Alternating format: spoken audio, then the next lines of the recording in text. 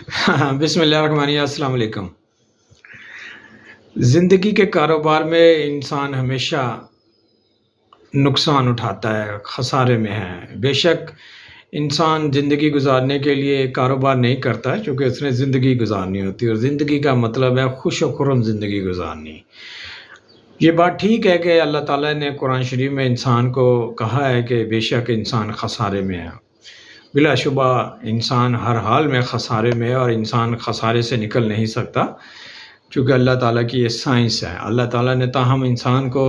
اچھے کام کرنے اور خوش رہنے کے لیے رہنمائی فراہم کی ہے، اور اس کے لیے اپنی کتابیں اور اپنے پیغمبر بھیج کے انسان کی رہنمائی کی ہے۔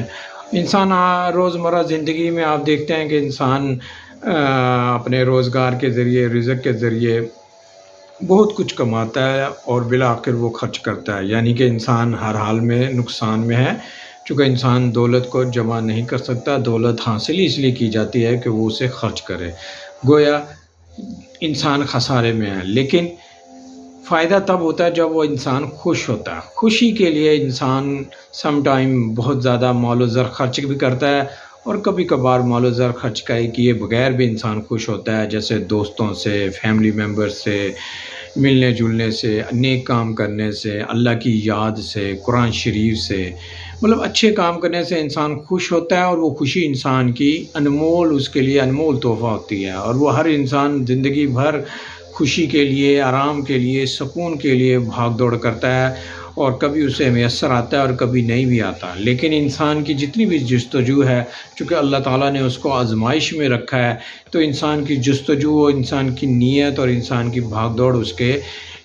کے انجام کے لیے، اس کے آخر میں اس کا حساب کتاب ہوگا۔ بلا شبہ انسان کا حساب کتاب اس کی ایک اعلیٰ منزل کی طرف نشاندہی کرتا ہے، جیسے کہ اللہ تعالیٰ نے خود فرمایا ہے کہ انسان کو اچھے کام کے صلے میں اسے جنت میں داخل کیا جائے گا، اور برے کام جو کرتے ہیں اس کا انجام برا ہوگا، یعنی کہ دوزخ میں جائے گا۔ گویا یہ بات ہمیں آسانی سے سیکھ لی کہ انسان خسارے میں ہے۔ انسان ہمیشہ اپنے مال و زر کو خرچ کر کے انسان اپنی خوشی اور اپنا آرام ڈھونڈتا ہے، لیکن اس خوشی اور آرام کے سلسلے میں جن آزمائشوں سے اور جن مشکلوں سے گزرتا ہے، وہ چیزیں انسان کی نیت اور سوچ اور ایکشن کے ساتھ اس کی آنے والی زندگی کا اس کے اوپر دار و مدار ہے، یعنی کہ جب روز قیامت کے دن اس کا حساب ہوگا تو یہ چیزیں کام آئیں گی۔ گویا انسان خسارے میں بھی ہے اور انسان خوش بھی ہے، لہٰذا انسان کو اپنے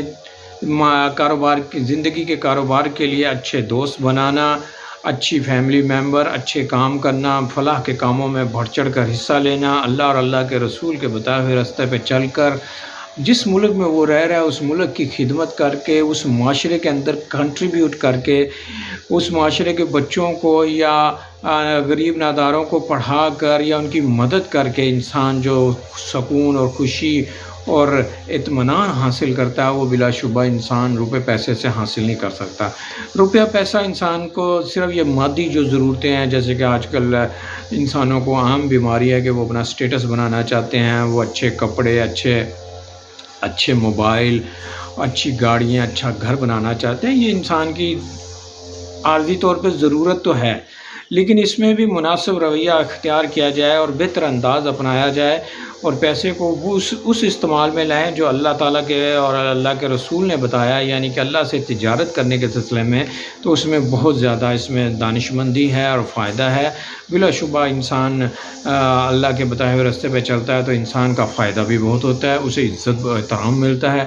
وہ معاشرے میں بڑا اچھا مقام حاصل کرتا ہے، بہت سے لوگ اس کو فالو کرتے ہیں، اسے پسند کرتے ہیں، چونکہ زندگی گزارنے کے لیے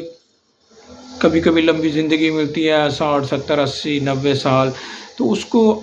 اس پیریڈ کو گزارنے کے لیے اس کو کچھ جو